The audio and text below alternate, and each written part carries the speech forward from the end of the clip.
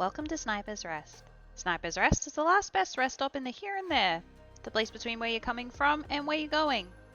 I am Sniper Shadow, and I reside here in Sniper's Rest as a guide and custodian to those who pass through here.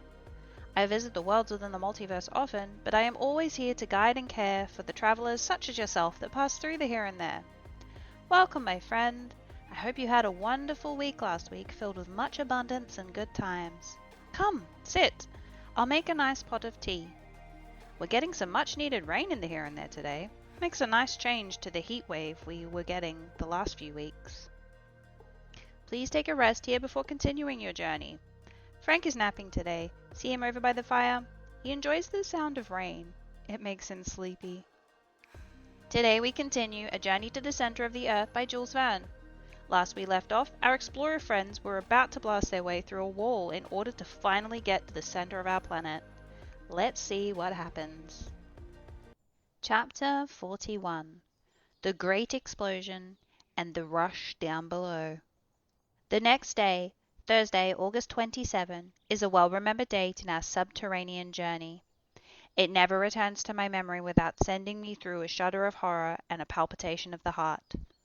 From that hour, we had no further occasion for the exercise of reason, or judgment, or skill, or contrivance. We were henceforth to be hurled along, the playthings of the fierce elements of the deep. At 6 we were afoot. The moment drew near to clear the way by blasting through the opposing mass of granite. I begged for the honor of lighting the fuse. This duty done, I was to join my companions on the raft which had not yet been unloaded. We should then push off as far as we could, and avoid the dangers arising from the explosion, the effects of which were not likely to be confined to the rock itself. The fuse was calculated to burn 10 minutes before setting fire to the mine. I therefore had sufficient time to get away to the raft. I prepared to fulfill my task with some anxiety. After a hasty meal, my uncle and the hunter embarked, whilst I remained on shore. I was supplied with a lighted lantern to set fire to the fuse. "Now go," my uncle said. "Return immediately to us." "Don't be uneasy," I replied. "I will not play by the way." I immediately proceeded to the mouth of the tunnel. I opened my lantern. I laid hold of the end of the match.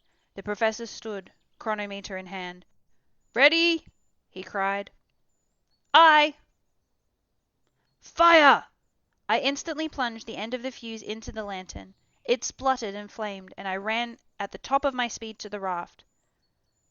"Come on board quickly, and let us push off." Hans, with a vigorous thrust, sent us from the shore. The raft shot 20 fathoms out to sea. It was a moment of intense excitement. The professor was watching the hand of the chronometer. 5 minutes more," he said. 4, 3... My pulse beat in half seconds. 2, 1... Down, granite rocks, down with you! What took place at this moment? I believe I did not hear the dull roar of the explosion, but the rocks suddenly assumed a new arrangement. They rent asunder, like a curtain. I saw a bottomless pit open on the shore. The sea lashed into a sudden fury, rose up in an enormous billow on the ridge of which the unhappy raft was lifted bodily into the air with all of its crew and cargo. We all three fell down flat. In less than a second we were in deep, fathomable darkness. Then I felt as if not only myself but the raft had no support beneath. I thought it was sinking, but it was not so. I wanted to speak to my uncle, but the roaring of the waves prevented him from hearing the sound of my voice. In spite of darkness, noise, astonishment, and terror, I then understood what had taken place. On the other side of the blown-up rock was an abyss. The explosion had caused a kind of earthquake in this fissured and abysmal region. A great gulf had opened, and the sea, now changed into a torrent, was hurrying us along into it. I gave myself up for lost. An hour passed.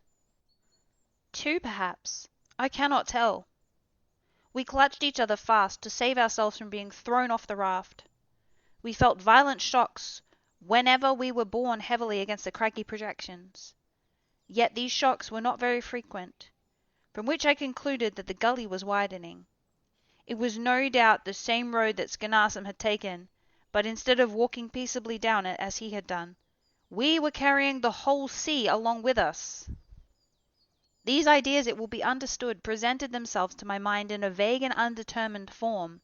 I had difficulty in associating any ideas together during this headlong race, which seemed like a vertical descent. To judge by air, which was whistling past me and made a whizzing in my ears, we were moving faster than the fastest express train. To light a torch under these conditions would have been impossible, and our last electric apparatus had been shattered by the force of the explosion. I was therefore much surprised to see a clear light shining near me. It lighted up the calm and unmoved countenance of Hans. The skilful huntsman had succeeded in lighting up the lantern, and although it flickered so much as it threatened to go out, it threw a fitful light across the awful darkness. I was right in my supposition. It was a wide gallery. The dim light could not show us both walls at once. The fall of the waters which were carrying us away exceeded that of the swiftest rapids in the American rivers. Its surface seemed composed of a sheaf of arrows hurled with inconceivable force. I cannot convey my impressions by better comparison. The raft occasionally seized an eddy, spun around as it flew along. When it approached the walls of the gallery, I threw on them the light of the lantern. I could judge somewhat the velocity of our speed by noticing how jagged projections of the rock spun in endless ribbons and bands, so that we seemed confined within a network of shifting lines. I suppose we were running at any rate of 30 leagues an hour. My uncle and I gazed on each other with haggard eyes, clinging to the stump of the mast which had snapped asunder the first shock of our great catastrophe. We kept our backs to the wind, not to be stifled by the rapidity of movement which no human power could check. Hours passed away. No change in our situation, but a discovery came to complicate matters and make them worse. In seeking to put our cargo into somewhat better order, I found that the greater part of articles embarked had disappeared at the moment of the explosion, when the sea broke in upon us with such violence. I wanted to know exactly what we had saved, and with the lantern in my hand I began my examination. Of our instruments none were saved but the compass and the chronometer. Of our stock of ropes and ladders was reduced to a bit of cord rolled around the stump of the mast. Not a spade, not a pickaxe, not a hammer was left us. An irreparable disaster. We only had 1 day's provisions left. I searched every nook and cranny and corner, every crack and cranny in the raft. There was nothing. Our provisions were reduced to 1 bit of salt meat and a few biscuits. I stared at our failing supplies stupidly. I refused to take in the gravity of our loss. And yet what was the use of troubling myself? If we had had provisions enough for months, how could we get out of this abyss into which we were being hurled by an irresistible torrent? Why should we fear the horror of famine when death was swooping down upon us in a multitude of other forms? Would there be time left to die of starvation? Yet inexplicably, play of the imagination, I forgot my present dangers to contemplate the threatening future. Was there any chance of escaping from the fury of this impetuous torrent, or of returning to the surface of the globe? I could not form the slightest conjecture of how or when, but 1 chance in 1,000 or 10,000 is still a chance, whilst death from starvation would leave us not the smallest hope in the world. The thought came in my mind to declare the whole truth to my uncle, to show him the dreadful straits to which we were reduced, and to calculate how long we might yet expect to live. But I had the courage to preserve silence. I wished to leave him cool and self-possessed. At that moment the light from our lantern began to sink, little by little, and then went out entirely. The wick had burnt itself out. Black night reigned again, and there was no hope yet left of being able to dissipate the palpable darkness. We had yet a torch left, but we could not have kept it alight. Then, like a child, I closed my eyes firmly, not to see the darkness. After a considerable lapse of time, our speed redoubled. I could perceive it by the sharpness of the currents that blew past my face. The descent became steeper. I believed we were no longer sliding but falling down. I had an impression that we were dropping vertically. My uncle's hand and the vigorous arm of Hans held me fast. Suddenly, after a space of time that I could not measure, I felt a shock. The raft had not struck against any hard resistance, but it had suddenly checked in its fall. A waterspout of immense liquid column was beating upon the surface of the waters. I was suffocating. I was drowning. But this sudden flood was not long duration. In a few seconds I found myself in the air again, which I inhaled with all the force of my lungs. My uncle and Hans were still holding me fast by the arms, and the raft was still carrying us. Chapter 42. Headlong speed upwards through the horrors of darkness. It might have been, as I guessed, about 10 at night. The first of my senses which came into play after this last bout was that of hearing. All at once I could hear, and it was a real exercise of the sense of hearing. I could hear the silence in the gallery after the din which for hours had stunned me. At last these words of my uncle came to me like a vague murmuring. "We are going up." "What do you mean?" I cried. "Yes, we are going up. Up!" I stretched out my arm. I touched the wall, and drew back my hand bleeding. We were ascending with extreme rapidity. "The torch! The torch!" cried the Professor. Not without difficulty Hans succeeded in lighting the torch, and the flame, preserving its upward tendency, threw enough light to show us what kind of a place we were in. "Just as I thought," said the Professor. "We are in a tunnel, not 24 feet in diameter. The water had reached the bottom of the gulf. It is now rising and carrying us with it." "Where to?" "I cannot tell, but we must be ready for anything. We are mounting at a speed which seems to me 14 feet in a second, or 10 miles an hour. At this rate we shall get on." "Yes, if nothing stops us. If this well has an aperture. But suppose it has to be stopped. If the air is condensed by the pressure of this column of water, we shall be crushed." "Axel," the Professor replied with perfect coolness, "our situation is almost desperate, but there are some chances of deliverance, and it is these that I am considering. If at every instance we may perish, so at every instance we may be saved. Let us then be prepared to seize upon the smallest advantage." "But what shall we do now?" "Recruit our strength by eating." At these words I fixed a haggard eye upon my uncle. That which I had been unwilling to confess at last had to be told. "Eat, did you say?" "Yes, at once." The Professor added a few words in Danish, but Hans shook his head mournfully. "What?" cried my uncle. "We have lost our provisions?" "Yes, here is all we have left. 1 bit of salt meat for 3. My uncle stared at me as if he could not understand. "Well," said I, "do you think we have any chance of being saved?" My question was unanswered. An hour passed away. I began to feel the pangs of violent hunger. My companions too were suffering, and not one of us dared touch this wretched remnant of our goodly store.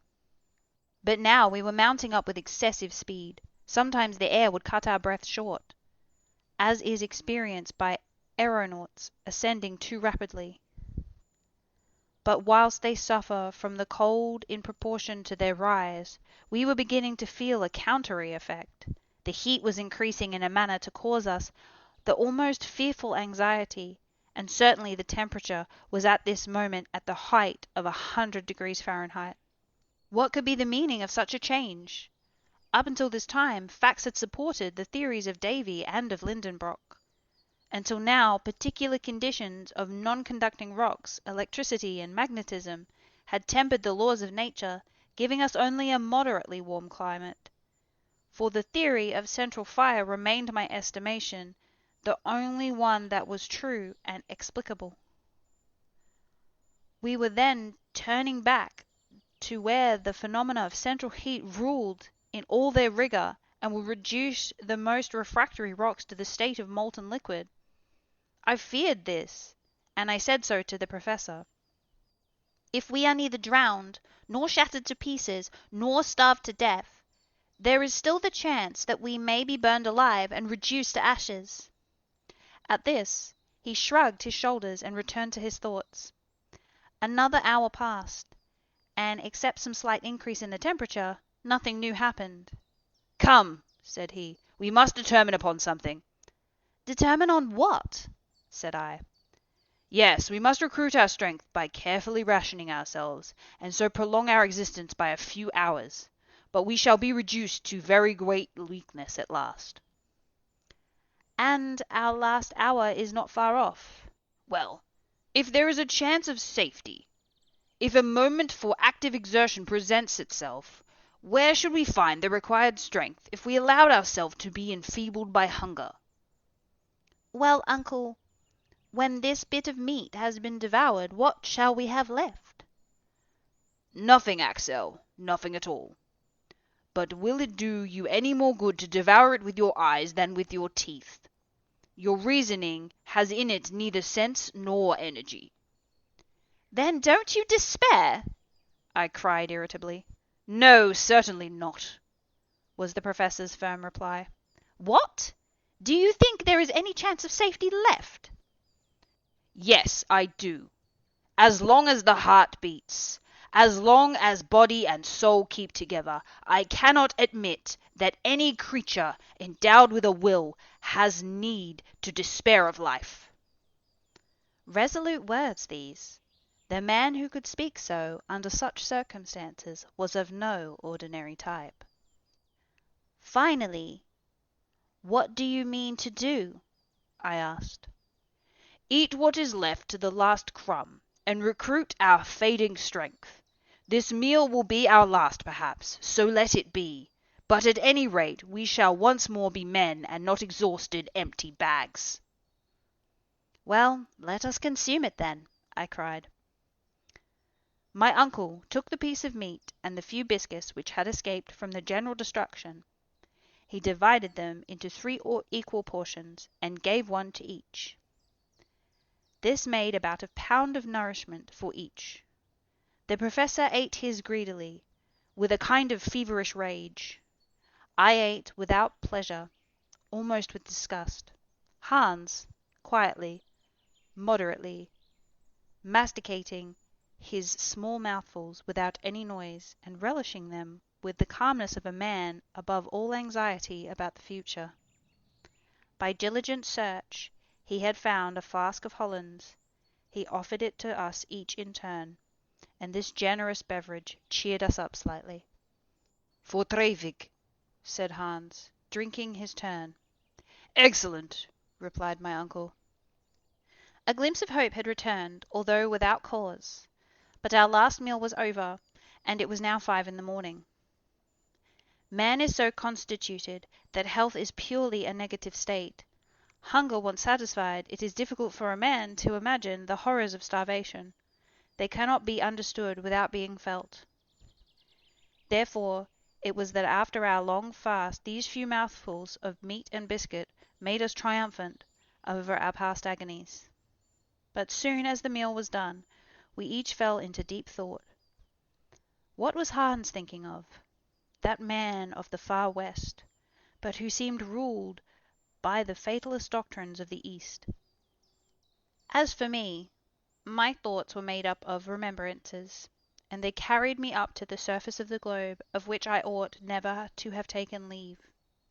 The house in the Konstrasse, my poor dear Gräuben, that kind soul Martha, flitted like visions before my eyes, and in the dismal moanings which from time to time reached my ears I thought I could distinguish the roar of the traffic of the great cities upon earth.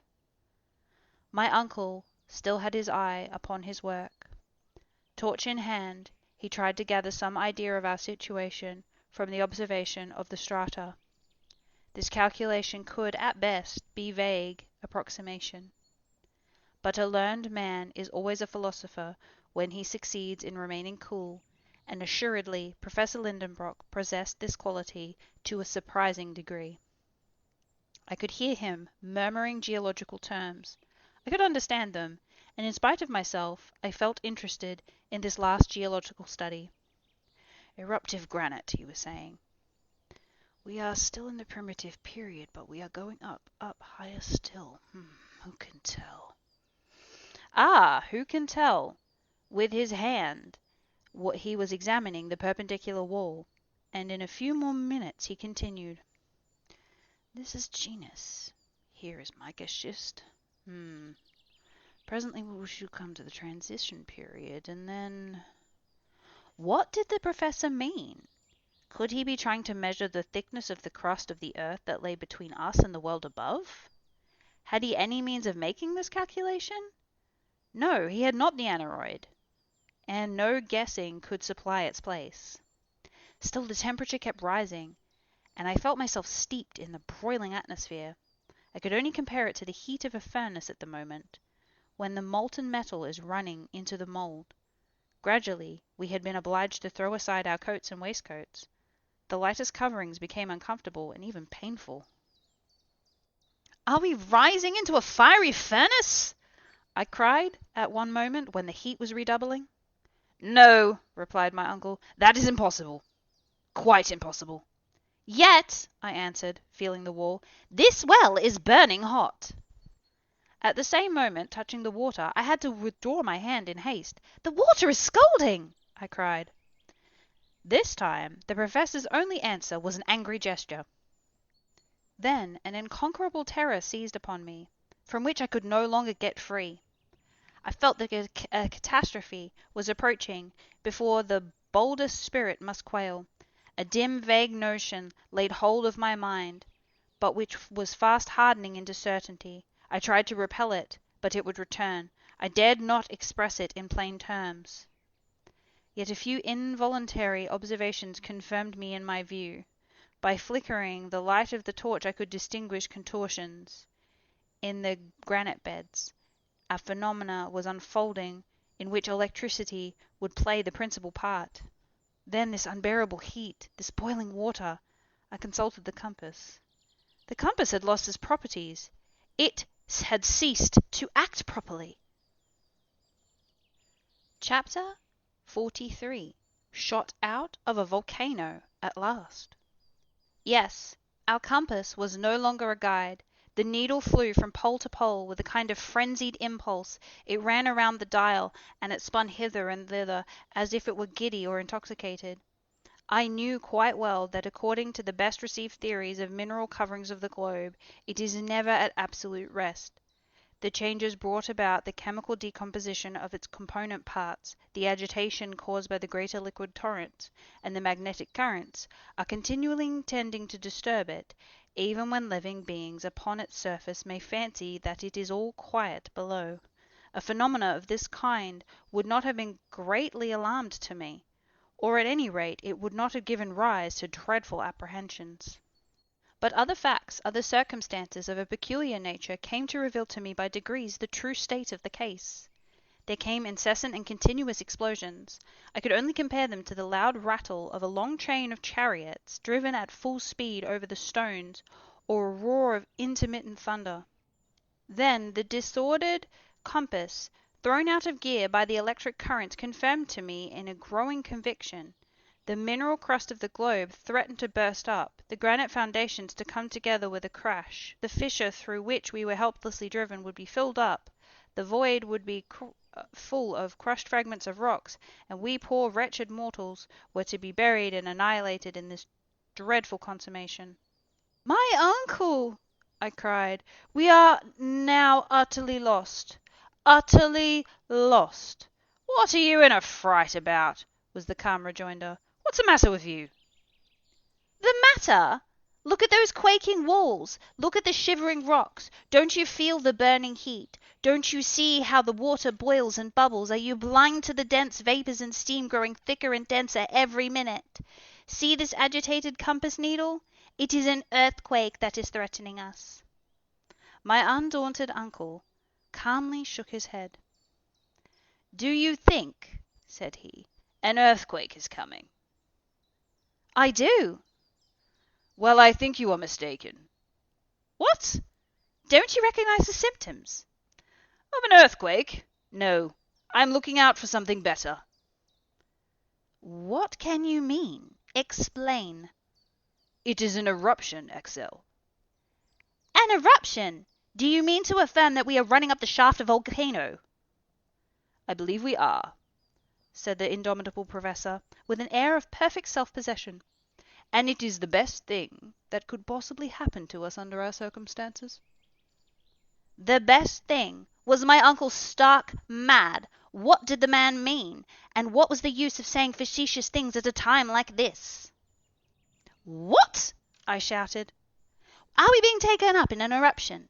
Our fate has flung us here among burning lavas, molten rocks, boiling water, and all kinds of volcanic matter. We are going to be pitched out, expelled, tossed up, vomited, spit out high into the air, along with fragments of rocks, showers of ashes and scoriae. The midst of towering rush of smoke and flames, and the best thing that could happen to us." "Yes," replied the professor, eyeing me over his spectacles. "I don't see any other way of reaching the surface of the earth." I passed rapidly over the thousands of ideas which passed through my mind. My uncle was right, undoubtedly right, and never he seemed to me more daring and more confirmed in his notions than at this moment, when he was calmly contemplating the chances of being shot out of a volcano. In the meantime, up we went. The night passed away, and continual ascent. The din and uproar around us became more and more intensified. I was stifled and stunned. I thought my last hour was approaching, and yet imagination is such a strong thing that even at this supreme hour I was occupied with strange and almost childish speculations. But I was the victim, not the master, of my own thoughts. It was very evident that we were being hurried upwards upon the crest of a wave and of an eruption. Beneath our raft were boiling waters, and under these a more sluggish lava was working its way up the heated mass, together with shoals and fragments of rock, which, when they arrived at the crater, would be dispersed in all directions high and low. We were imprisoned in the shaft, or chimney of some volcano. There was no room to doubt of that. But this time, instead of Snæfell, an extinct volcano, we were inside one in full activity. I wondered, therefore, where could this mountain be, and what part of the world were we to be shot out on? I made no doubt but that it would be in some northern region. Before its disorders set in, the needle had never deviated from that direction. From Cape Skanasum we had been carried due north for hundreds and hundreds of leagues. Were we under Iceland again? Were we destined to be thrown up out of Helka? Or by which of the 7 other fiery craters in that island? Within a radius of 500 leagues to the west, I remembered, under this parallel latitude, only the imperfect known volcanoes of the northern east coast of America. To the east there was only one in the 80th degree of northern latitude, the Esk in Jan Mayen Island, not far from Spitzbergen. Certainly, there was no lack of craters, and there were some capacious enough to throw out a whole army, but I wanted to know which of them was to serve for us as an exit from the inner world. Towards morning, the ascending movement became accelerated. If heat increased instead of diminishing as we approached the nearer surface of the globe, this effect was due to local causes alone, and those volcanic. The manner of our locomotion left no doubt in my mind. An enormous force, a force of hundreds of atmospheres generated by the extreme pressure of confined vapors, was driving us irresistibly forward. But to what numberless dangers it exposed us! Soon lurid lights began to penetrate the vertical gallery which widened as we went up. Left and right I could see deep channels like huge tunnels, out of which escaped dense volumes of smoke. Tongues of fire lapped at the walls, which crackled and spluttered against the intense heat. "See, see, my uncle!" I cried. Well, those are only sulphurous flames and vapours, which one must expect to see in an eruption. They are quite natural." "But suppose they should wrap around us?" "But they won't wrap around us." "We shall be stifled." "We shall not be stifled at all. The gallery is widening, and if it becomes necessary we shall abandon the raft and creep into a crevice." "But the water, the rising water!" "There is no more water, Axel, only a lava paste, which is bearing us up on its surface to the top of the crater." The liquid column had indeed dispersed, to give a place to a dense and still boiling eruptive matter of all kinds. The temperature was becoming unbearable. The thermometer exposed to this atmosphere would have marked 150 degrees Fahrenheit. The perspiration streamed from my body. But for the rapidity of our ascent, we should have been suffocated. But the professor gave up his idea of abandoning the raft, and it was well he did. However roughly joined together, those planks afforded us a firmer support than we could have found anywhere else. About 8 in the morning, a new incident occurred. The upward movement ceased. The raft lay motionless. "What is this?" I asked, shaken by the sudden stoppage, as if by a shock. "It is a halt," replied my uncle. "Is the eruption checked?" I asked. "I hope not." I rose, trying to look around me. Perhaps the raft itself, stopped in its course by projection, was staying in the volcanic torrent. If this were the case, we should have to release it as soon as possible. But it was not so. Blasts of ashes, scoryx, and rubbish had ceased to rise. "Has the eruption stopped?" I cried. "Ah!" my uncle said, between his clenched teeth. "You are afraid. But don't alarm yourself. This lull cannot last long. It has lasted now 5 minutes, and in a short time we shall resume our journey to the mouth of the crater." As he spoke, the professor continued to consult his chronometer, and he was again right in his prognostications. The raft was soon hurried and driven forward with a rapid but irregular movement which lasted about 10 minutes and then stopped again. "Very good," my uncle said. "In 10 minutes more we shall be off again, for our present business lies with an intermittent volcano. It gives us time now and then to take a breath." This was perfectly true. When the 10 minutes were over, we started off again with a renewed and increased speed. We were obliged to lay fast hold of the planks of the raft, not to be thrown off. Then again the paroxysm was over. I have since reflected upon this singular phenomenon without being able to explain it. At any rate, it was clear that we were not in the main shaft of the volcano, but in a lateral gallery, where there were felt recurrent tunes of reaction. How often this operation was repeated I cannot say. All I know that at each fresh impulse we were hurled forward with a greatly increased force, and we seemed as if we were mere projectiles. During the short halts we were stifled with the heat. Whilst we were being projected forward, the hot air almost stopped my breath. I thought for a moment how delightful it would be to find myself carried suddenly into the Arctic regions with the cold 30 below the freezing point. My overheated brain conjured up visions of white plains of cool snow where I might roll and allay my feverish heat. Little by little my brain, weakened by so many constantly repeated shocks, seemed to be giving way altogether, but for the strong arms of Hans, who I should more than once have had my head broken against the granite roof of our burning dungeon. I have therefore no exact recollection of what took place during the following hours. I have a confused impression left of continuous explosions, loud detonations, a general shaking of the rocks all around us, and of a spinning movement which our raft was once whirled helplessly round. It rocked upon the lava torrent amidst the dense fall of ashes. Snorting flames darted their fiery tongues at us. There were wild, fierce puffs of stormy wind from below, resembling the blasts of vast iron furnaces, blowing all at one time, and I caught a glimpse of the figure of Hans lighted up by the fire, and all the feeling I had left was just what I imagine must be the feeling of an unhappy criminal doomed to be blown away alive by the mouth of a canyon just before the trigger is pulled. And the flying limbs and rags of flesh and skin filled the air, quivering and splattering blood-stained ground.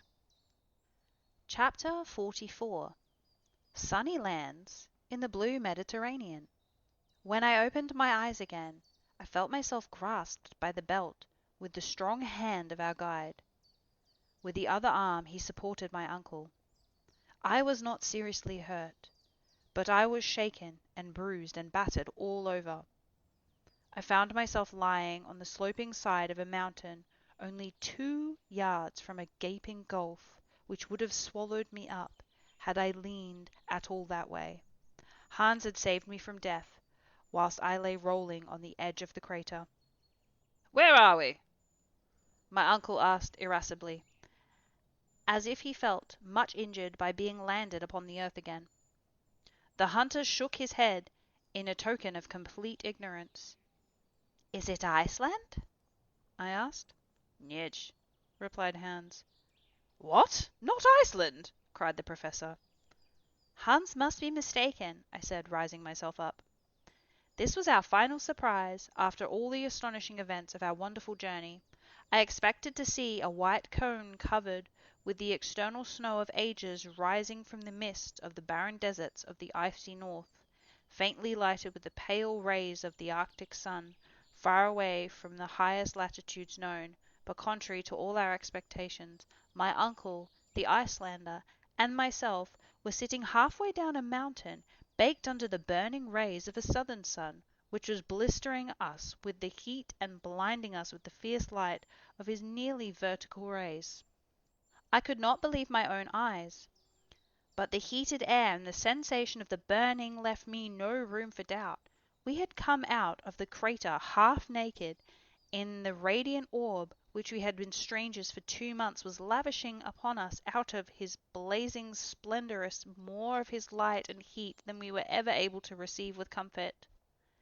When my eyes had become accustomed to the bright light to which they had been so long strangers, I began to use them to set my imagination right. At least I would have it to be Spitzbergen, and I was in no humour to give up this notion. The professor was the first to speak, and said, "Well, this is not much like Iceland." "But is it Jan Men?" I asked. "Nor that either," he answered. "This is no northern mountain. Here are no granite peaks capped with snow. Look, Axel, look!" Above our heads, at the height of 500 feet or more, we saw the crater of a volcano, through which, at intervals of 15 minutes or so, there issued with loud explosions and lofty columns of fire, mingled with pumice stones, ashes, and flowing lava. I could feel the heaving of the mountain, which seemed to breathe like a huge whale, and puff out fire and wind from its vast blowholes. Beneath, down a pretty steep declivity, ran streams of lava for 800 or 900 feet, giving the mountain a height of about 1,300 or 1,400 feet. But the base of the mountain was hidden in a perfect bova of rich verdure, amongst which I was able to distinguish the olive, the fig, and vines covered with their luscious purple bunches. I was forced to confess that there was nothing Arctic here. When the eye passed beyond these green surroundings, it rested on a wide blue expanse of a sea or lake, which appeared to enclose this enchanting island with a compass of only a few leagues.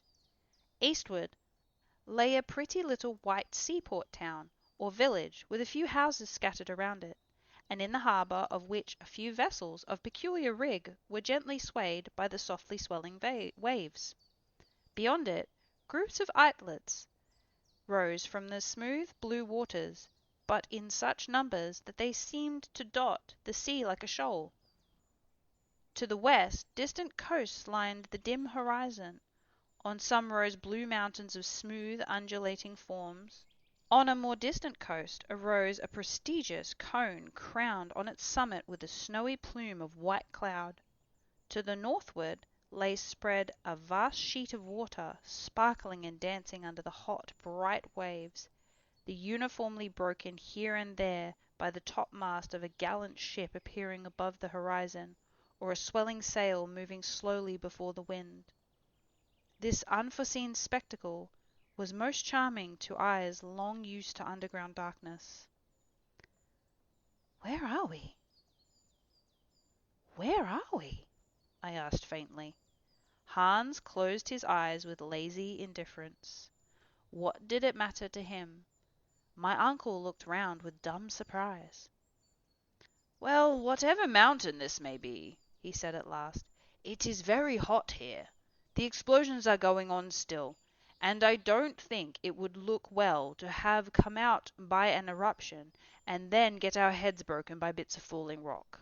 Let us get down, then we shall know better what we are about. Besides, I am starving and parched with thirst." Decidedly, the Professor was not given to contemplation. For my part, I could for another hour or two have forgotten my hunger and my fatigue to enjoy the lovely scene before me. But I had to follow my companions. The slope of the volcano was in many places of great steepness. We slid down screes of ashes, carefully avoiding the lava streams, which gilded sluggishly by us like fire serpents. As we went I chatted and asked all sorts of questions as to our whereabouts, for I was much too excited not to talk a great deal. "We are in Asia," I cried, "on the coast of India, in the Malay Islands, or Oceania. We have passed through half the globe, and come out nearly on the antipodes." "But the compass?" said my uncle. "Ay, the compass," I said, greatly puzzled. "According to the compass we have gone northwards." "Has it lied?" "Surely not. Could it lie?" "Unless, indeed, this is the North Pole." "Oh no, it is not the pole, but—" Well, here was something that baffled us completely. I could not tell what to say. But now we were coming into that delightful greenery, and I was suffering greatly from hunger and thirst. Happily, after 2 hours' walking, a charming country lay open before us, covered with olive trees, pomegranate trees, and delicious vines, all of which seemed to belong to anybody who pleased to claim them. Besides, in our state of destitution and famine, we were not likely to be particular. Oh, the inexpressible pleasure of pressing those cool, sweet fruits to our lips, and eating grapes by the mouthful of rich, full bunches! Not far off in the grass, under the delicious shade of trees, I discovered a spring of fresh, cool water, in which we luxuriously bathed our faces, hands, and feet. Whilst we were thus enjoying these sweets of repose, a child appeared out of the grove of olive trees. "Ah!" I cried, "here is an inhabitant of this happy land." It was but a poor boy, miserably ill-clad, and a sufferer of poverty, and our aspect seemed to alarm him a great deal. In fact, only half-clothed, with ragged hair and beards, we were a suspicious-looking party, and if the people of the country knew anything about thieves, we were very likely to frighten them. Just as the poor little wretch was going to take to his heels, Hans caught hold of him and brought him to us, kicking and struggling. My uncle began to encourage him as well as he could, and said to him in good German, "What is this mountain called, my little friend?" The child made no answer. "Very well," said my uncle. "I infer that we are not in Germany." He put the same question in English. We got no forwarder. I was a good deal puzzled. "Is the child dumb?" cried the Professor, who, proud of his knowledge of many languages, now tried French. Silence still. "Now let us try Italian," said my uncle, and he said, "Where are we?"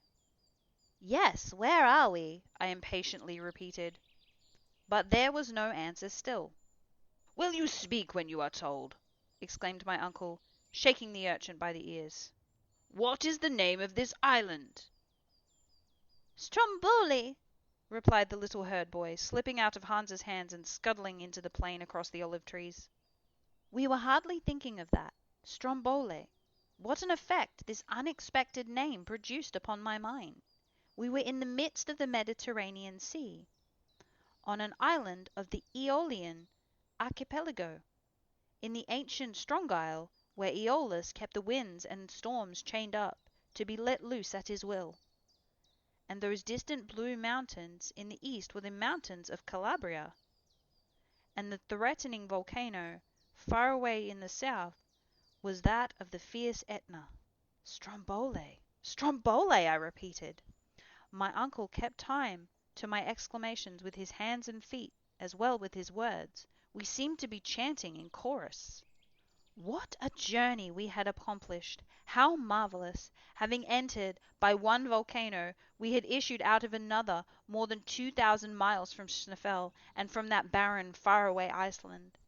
The strange chances of our expedition had carried us into the heart of the fairest region in the world.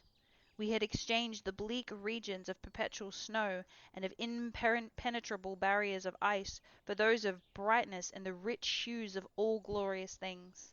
We had left over our heads the murky sky and the cold fogs of the frigid zone, to revel under the azure sky of Italy. After our delicious repast of fruit and cold, clear water, we set off again to reach the port of Stromboli. It would not have been wise to tell how we came there. The superstitious Italians would have set us down for fire devils vomited out of hell, so we presented ourselves in the humble guise of shipwrecked mariners. It was not so glorious, but it was safer. On my way, I could hear my uncle murmuring, "But the compass, that compass, it pointed due north. How are we to explain that fact?" "My opinion is," I replied disdainfully, "that it is best not to explain it, that it is the easiest way to shelve the difficulty."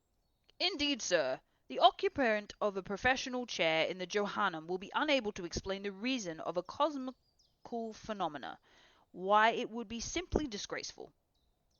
And as he spoke, my uncle, half dressed in rags, a perfect scarecrow, with his leather belt around him, settling his spectacles upon his nose, and looking learned and imposing, was himself again, the terrible German professor of mineralogy.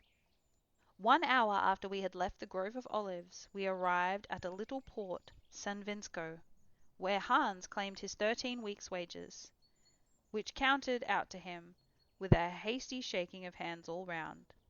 At that moment, if he did not share our natural emotion, at least his countenance expanded in a manner very unusual with him, and while the ends of his fingers lightly pressed our hands, I believe he smiled. Chapter 45. All's well that ends well. Such is the conclusion of a history which I cannot expect everybody to believe. For some people will believe nothing against the testimony of their own experience. I, however, am indifferent to their incredulity, and they may believe as much or as little as they please.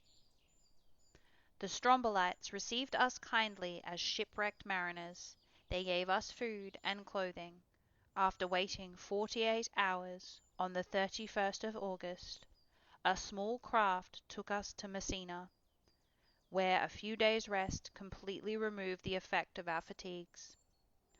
On Friday, the 4th of September, we embarked on a steamer, Volturno, employed by the French Messengerières Impériales, and in 3 days more we were at Marseilles, having no care on our mind except that abominable deceitful compass which we had mislaid somewhere and could now not examine. But inexplicable behaviour exercised my mind fearfully. On the 9th of September, in the evening, we arrived at Hamburg. I cannot describe to you the astonishment of Martha or the joy of Gräuben. "Now you are a hero, Axel," said to me by my blushing fiancée, my betrothed. "You will not leave me again." I looked tenderly upon her, and she smiled through her tears. How can I describe the extraordinary sensation produced by the return of Professor Lidenbrock? Thanks to Martha's ineradicable tattling, The news that the professor had gone to discover a way to the center of the earth had spread over the whole civilized world. People refused to believe it, and when they saw him, they would not believe him any the more. Still, the appearance of Hans, and sundry pieces of intelligence derived from Iceland, tended to shake the confidence of the unbelievers.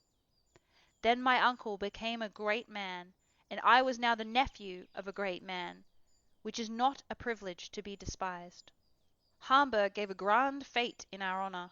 A public audience was given to the professor at the Johannum, at which he told all about our expedition, with only one admission: the inexplicable behaviour of our compass. On the same day, with much state, he deposited the archives of the city the now famous document of Skenarsum, and expressed his regret that circumstances over which he had no control prevented him from following to the very centre of the earth the track of the learned Icelander. He was modest notwithstanding his glory, and he was all the more famous for his humility.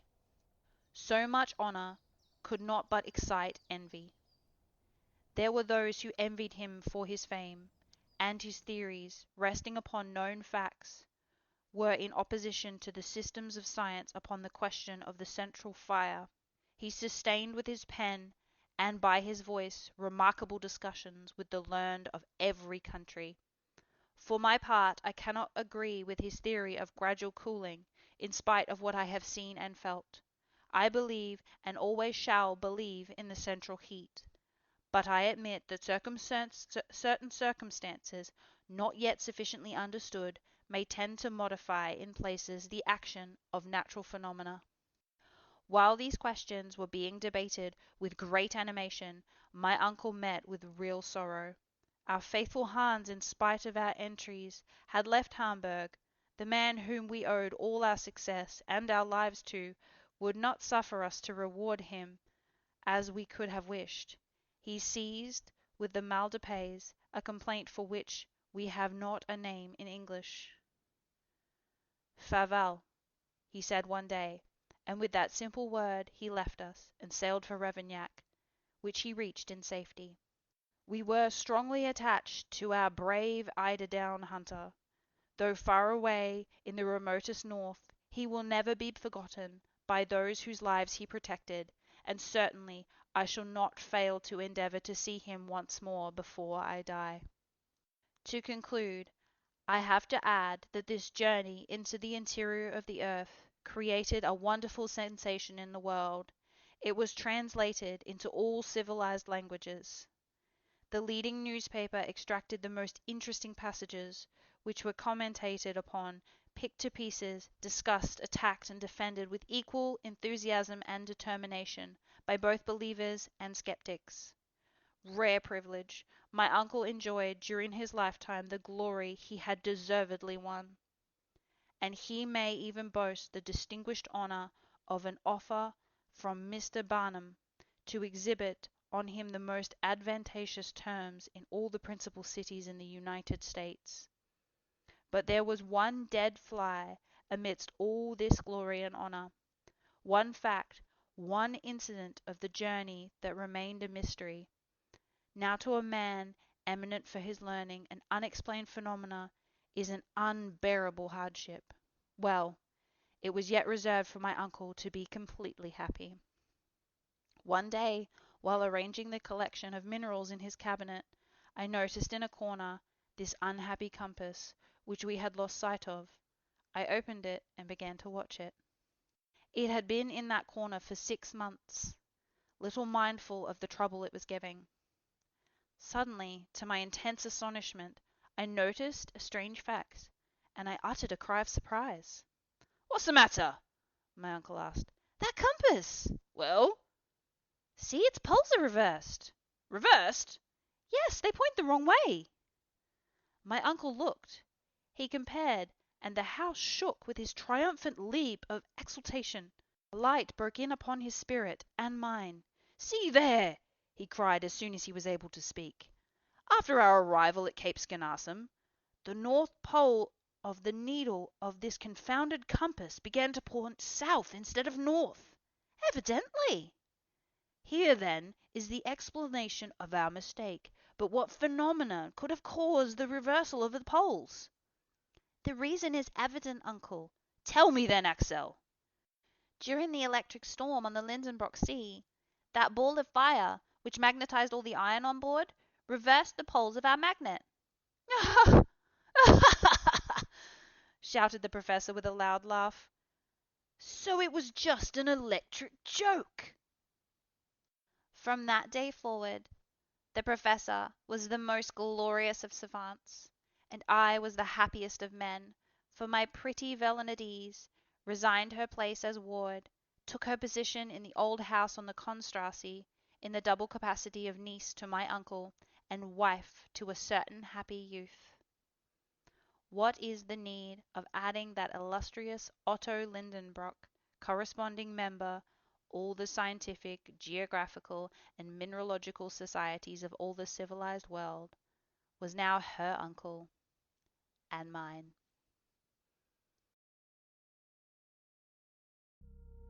That concludes our journey through A Journey to the Center of the Earth by Jules Verne.